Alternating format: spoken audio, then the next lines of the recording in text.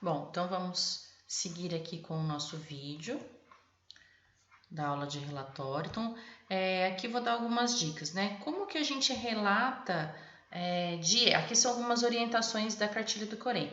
Como que a gente relata dieta? Então, sempre indicar que tipo de dieta você está oferecendo, né? Lembrando então das aulas de nutrição aí, as dietas elas via oral, né? Elas podem ser leve, branda, pastosa. Você tem que também colocar a aceitação da dieta, se o paciente aceitou total ou parcial, ou o que você pode fazer? O paciente veio um copo de sopa de 200 ml, o paciente tomou metade. Você pode falar que ele consumiu 100 ml de sopa, ou toda a sopa, ou parcialmente essa sopa. Se veio pão com chá, você pode falar, se ele comeu só o pão, você pode descrever mesmo, o paciente aceitou apenas o pão, ou o paciente aceitou metade da dieta, tá? Evite as expressões, então, bem, muito, pouco e mal. Se o paciente está de jejum, né, se ele precisou de ajuda ou não, enfim, se o paciente recusou a dieta, isso é importante a gente colocar. Quando a gente fala das eliminações, por exemplo, a diurese, então você vai falar se teve ou não teve, né? Se está ausente ou presente essa diurese. Se esse paciente estiver com sonda, a gente vai colocar em ml. Então, lá no finalzinho do plantão, você vai lá, vai desprezar essa diurese, vai falar 11,5. Desprezado 250 ml de diurese amarelo claro, por exemplo, tá? Então, você vai falar da quantidade e da característica. Se tiver, então amarelo, aí depois, nas aulas presenciais, eu também vou enviar para vocês uns termos técnicos para vocês irem aprendendo, assim, os termos que a gente usa para se referir à diurese, tá? Então, hematúrica, que é quando tem presença de sangue, piúrica, quando tem presença de pus. Que mais? A gente pode falar se está com grumos, a gente pode falar se está um amarelo escuro, amarelo concentrado, acastanhada. Então, você vai falar da característica, tá?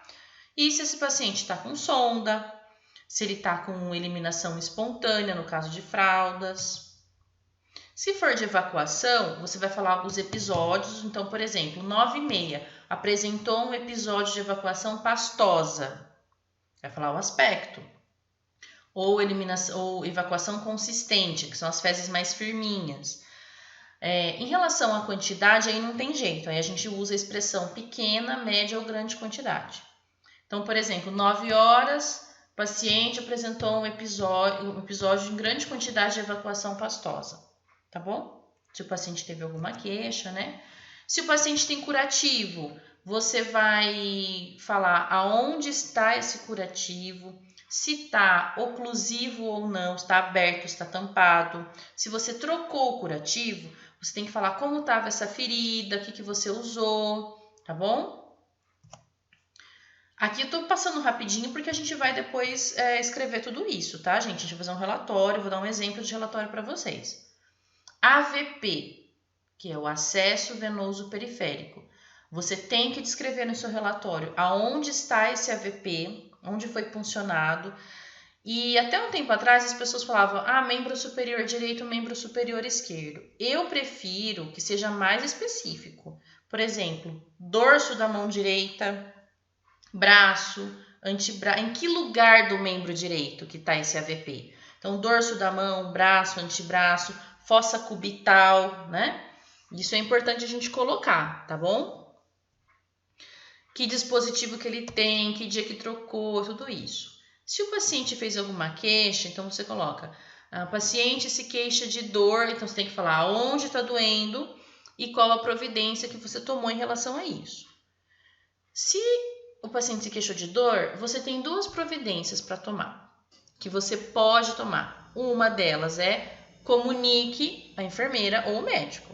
Então, por exemplo, 10 horas, paciente se queixou de dor abdominal, comunicado à enfermeira Priscila, aguardo conduta.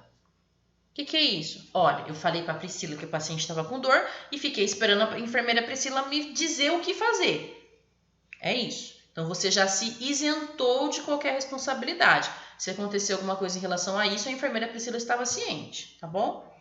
Ou, o que pode acontecer é o paciente se queixar de dor e, normalmente, o médico já deixa prescrito, lá na prescrição médica, algum analgésico a critério, algum analgésico de horário, um dipirona, alguma coisa. Então, se o médico já deixou, você pode medicar. Então, o paciente se queixou de dor, medicado conforme prescrição médica, tá bom? Essas são as duas possibilidades aí. E lembrando que depois de um tempo você tem que ir lá e relatar se o paciente referiu melhora ou se o paciente mantém a queixa de dor.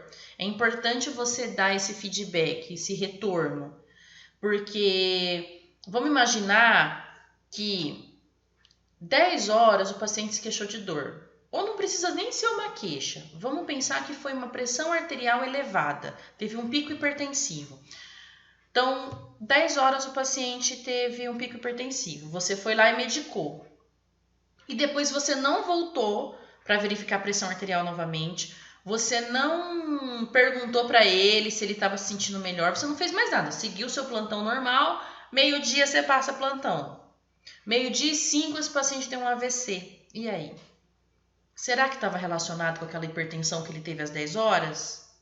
Será que essa pressão continuou subindo? Então, é importante você dar esse feedback para falar se o paciente melhorou ou não, que é meio que para você se isentar também, tá, gente? De alguma responsabilidade. Então, quando tiver também alguma intercorrência, no relatório a gente tem que descrever, né? Descrever o que aconteceu. O paciente caiu, o paciente teve uma parada, o que aconteceu, né? Quais as condutas tomadas, tá?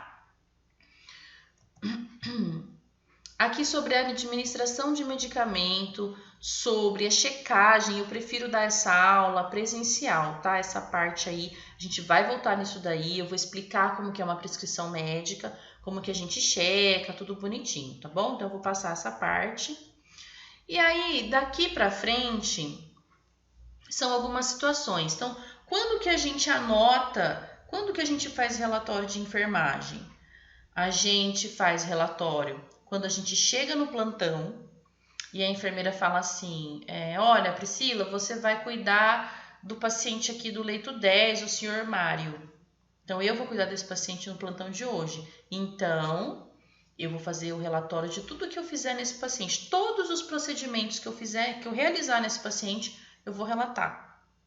Pode ser um plantão que eu chegue para trabalhar e cuide do senhor Mário das 6 ao meio-dia. Ou pode acontecer de eu já estar trabalhando e chegar um outro paciente que eu vou cuidar. Então, isso a gente chama de relatório de admissão. Eu estou admitindo esse paciente no setor. Então, é um relatório... É tudo igual, mas o comecinho é um pouquinho diferente. Então, por exemplo, recebo o paciente... E aí você tem que falar de onde que ele está vindo. Vindo do PS... Como que ele tá vindo? Ele veio de maca, ele veio de cadeira, ele veio com acompanhante, ele veio que jeito, né? Então, tudo isso eu vou ensinar para vocês. Então, isso significa relatório de admissão, que é quando o paciente chega, tá bom? Existe o relatório de pré-operatório, que é quando eu vou... um relatorinho que eu faço antes de mandar o paciente para o centro cirúrgico. Para quem trabalha em centro cirúrgico... Existe o transoperatório, né, que é durante a cirurgia. Se você recebeu esse paciente do centro cirúrgico, existe um relatório que a gente faz, que é o relatório pós-operatório, né, que é quando ele chega do centro cirúrgico. Transferência de setor, o paciente está no pronto-socorro, vai para a enfermaria. Ele está sendo transferido, então a gente tem um relatório. Então, tudo que acontece com esse paciente a gente relata. Relatório de alta, quando o paciente vai embora para casa, tem que colocar data, hora, as condições que ele está indo, né? As orientações que você deu, os pertences que você entregou para o paciente. Tudo isso são informações importantes que contenham dentro do relatório. Relatório de óbito, quando o paciente vai a óbito no seu plantão, você tem que explicar e fazer um relatório sobre isso, tá? Aqui é assim, ó, cada hospital tem a sua folha, seu impresso de relatório de enfermagem. Esse daqui é um exemplo, né, de um hospital, uma folha de relatório de uma enfermaria.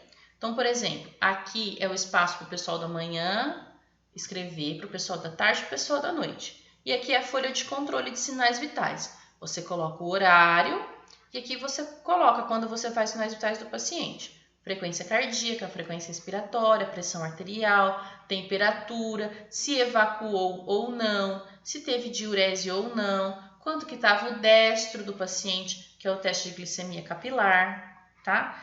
Então, é assim. Aqui são algumas referências, né?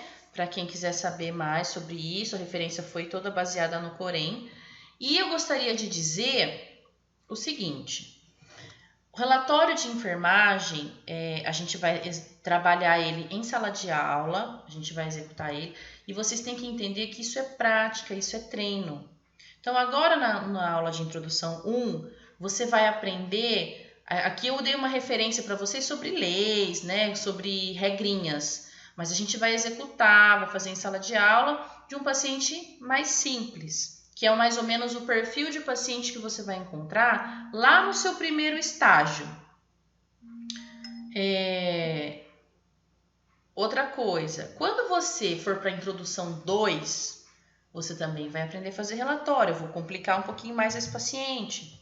Quando você estiver tendo aula de GO, a professora de GO vai ensinar você a fazer um relatório voltado para a ginecologia. A estrutura é a mesma, as regras são as mesmas. O que vai mudar? As informações pertinentes à GO que você vai aprender a colocar em relatório, né? Sobre a cicatriz da cesárea, da paciente ou da epísio, sobre a pega do bebê mamando ali na mama da puérpera. Então, tudo isso são informações que só são pertinentes à ginecologia. Quando você estiver tendo aula de UTI, eu ensino o relatório de enfermagem da UTI.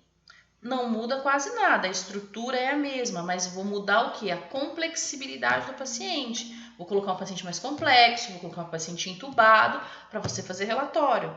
Então, relatório a gente vai trabalhar em todo o curso, durante todo o curso, quase todas as disciplinas a gente trabalha relatório. Quando você for para estágio, e mesmo assim você pode ser que não fique fera do relatório, porque isso é prática, é treino, tá bom? A gente precisa executar para poder desempenhar um bom relatório, tudo bem? Então, esse foi a videoaula de relatório e eu vou bolar mais uma. Agora, eu gostaria que a próxima fosse presencial, mas mesmo assim, eu já vou bolar um vídeo aqui sobre a estrutura do relatório para vocês, tá bom? Um abraço.